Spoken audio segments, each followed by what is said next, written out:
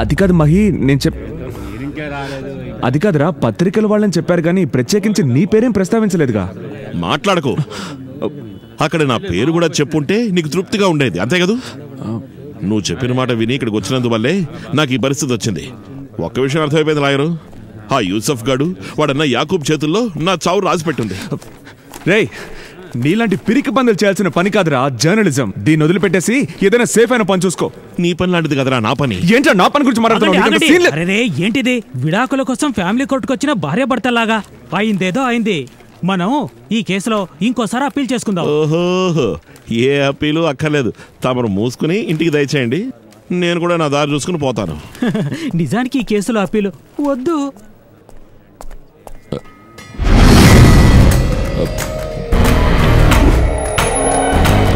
శ్రీ, ఏంట్రా?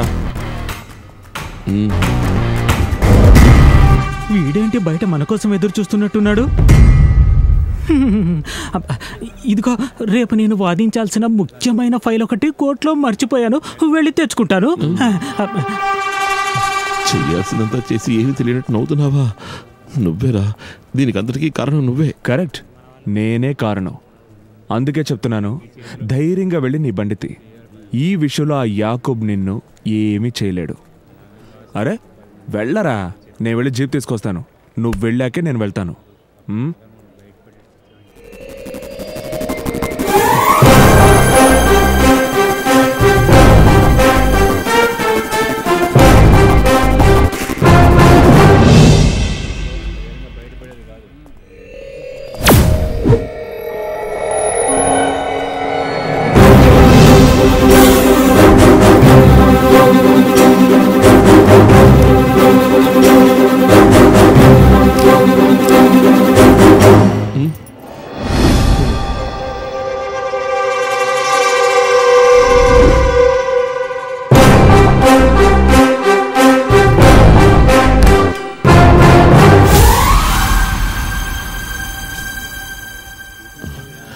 తాళాలు యాకూబ్, నాకు పరుంది, వెళ్ళాలి. ఇస్తాను. నీ కుడి చెయ్యి చాపావంటే అందులో కీ పెడతాను. ఈ చేత్తోనే కదా మా అన్నకి వ్యతిరేకంగా రాశావు, అందుకే ఈ చేతిని నేను తీసేస్తాను. తినడానికి, రాసుకోవడానికి, మిగతా పనులు చేసుకోవడానికి ఇక ఒక్క చెయ్యే ఉంటుంది.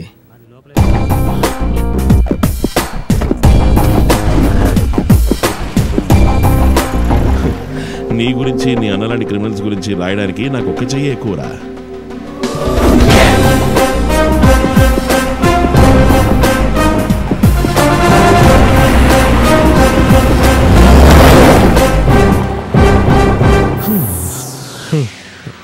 వాడు వెళ్ళిపోయాడు, ఇక నువ్వేం చేస్తావు?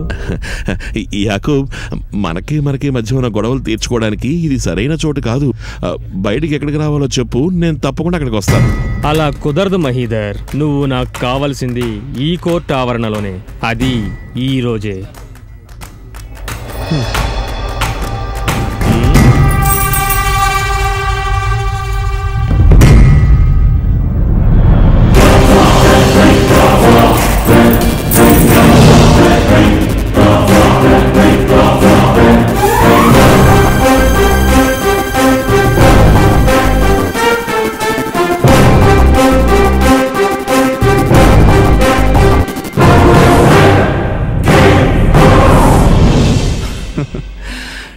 నేను చూసినప్పుడు ఇక్కడ వర్కింగ్ స్పేస్ బాగా తక్కువ అనిపించింది. అందుకే జీప్ తీసుకెళ్లి బయట పార్క్ చేసి వద్దామని వెళ్ళాను. పబ్లిక్ మనం ఇబ్బంది పెట్టకూడదు కదా.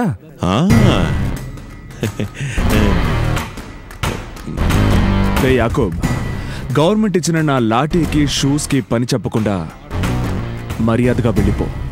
వెళ్ళి ఒక మంచి ఏటను కోసి మీ అన్నకి సూప్ పెట్టివ్వు.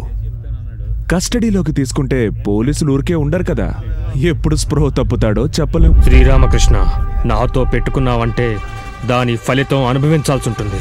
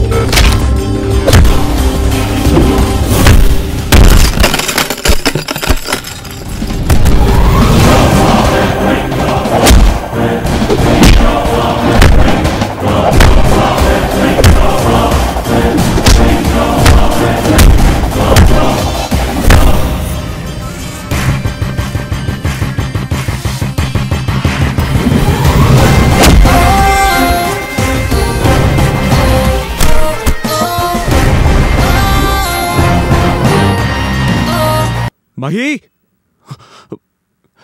రే మహి కొట్టడం మొదలగానే బైక్ తీసుకుని వెళ్ళిపోయాడు సార్. జగన్ అక్రమాస్తుల కేసులో కీలక పరిణామం చోటు చేసుకుంది. రాష్ట్ర మంత్రి కేసులో A4 గా ఉన్న సబితా ఇంద్రారెడ్డికి పిలుపు వచ్చింది.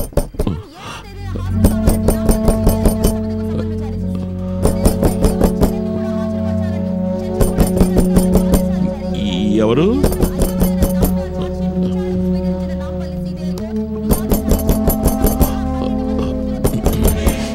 ఎవరైనా అడుగుతున్నాం కదా.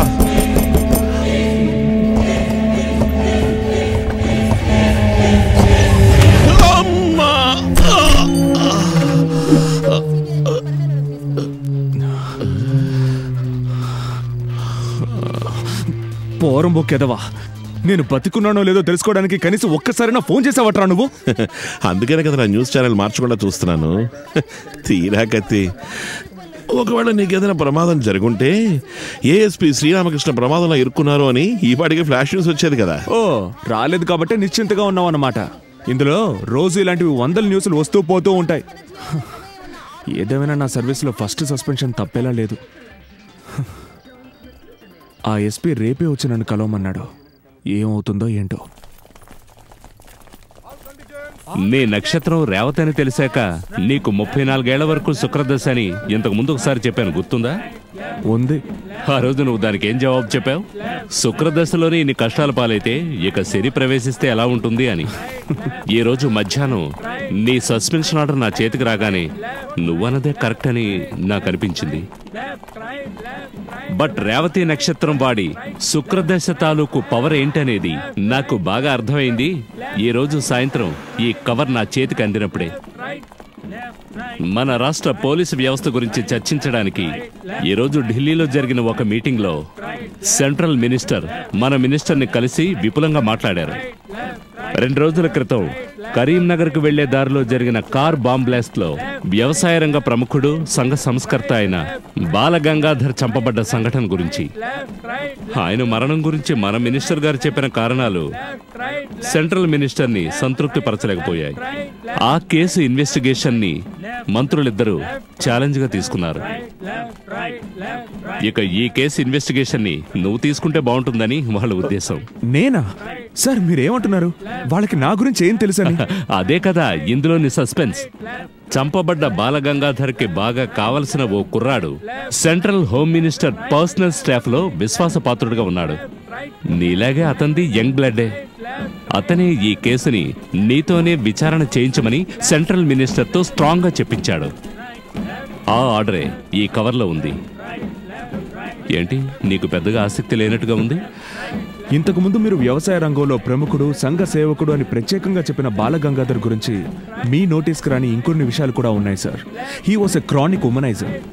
ఆయన జిల్లాలో జరిగిన ఎక్కువ శాతం స్త్రీల బలాత్కారపు కేసుల్లో నిందితుడు ఆయన. That I know. So what? ఇలాంటి స్వభావం వల్ల, ఇంకా రాజకీయాల్లోనూ వ్యాపారాల్లోనూ ఆయన చేసిన దారుణాల వల్ల సమాజంలో ఎంతో గొప్పవాళ్ళు ఆయనకు శత్రువులయ్యారు. అది మాత్రమే కాకుండా యూసఫ్ లాంటి ఒక 3rd గ్రేడ్ పింప్ని ఈ యూనిఫామ్ వేసుకొని కూడా ఏమీ చేయలేకపోయారు. ఇన్వెస్టిగేషన్ అనే పేరుతో ఆయన గ్యాంగ్స్టర్స్ దగ్గరికి వెళ్తే ఏమవుతుంది సార్ నా గతి? ఆ బాలగంగాధర్ హత్య వెనకాల నువ్వు చెప్తున్నట్టు ఎవరో గ్యాంగ్స్టర్స్ హస్తం ఉందని ఇంతవరకు జరిగిన ఇన్వెస్టిగేషన్లో నాకు తెలియలేదు. మీడియా ద్వారా నీకు తెలిసిందేగా. దీక్షా దాస్ అనే 23 ఏళ్ల ఇంజనీరింగ్ చదివే అమ్మాయే ఈ హత్యకు కారణం. బాంబ్లాస్ట్ లో తను చనిపోయింది. బాలగంగాధర్ డ్రైవర్ సంతోష్ మరణ వాంగ్మూలంతో పక్కా ప్లాన్ చేసి దీక్ష కావాలనే అతన్ని చంపిందని మనకు తెలుస్తోంది. బట్ ఈ దీక్ష బాలగంగాధర్ల మధ్య ఎలాంటి పూర్వపరిచయం గాని పాత కక్షలు గాని ఉన్నట్టు మనకు తెలియడం లేదు. ఈ ఒక్క పాయింట్తో ఈ కేసు చాలా థ్రిల్లింగ్ గా ఉంటుందని నాకు అనిపిస్తోంది. సార్ మీరు చెప్పినంత నాకు బాగా అర్థమైంది, కానీ ఎలా? శ్రీరామ్, నువ్వింతకు ముందు టేకప్ చేసిన కేసుల్లాగా ఇది ఒట్టి క్యాట్ అండ్ మౌస్ కేసులా ఉండదు. I'm sure this will be a different experience for you.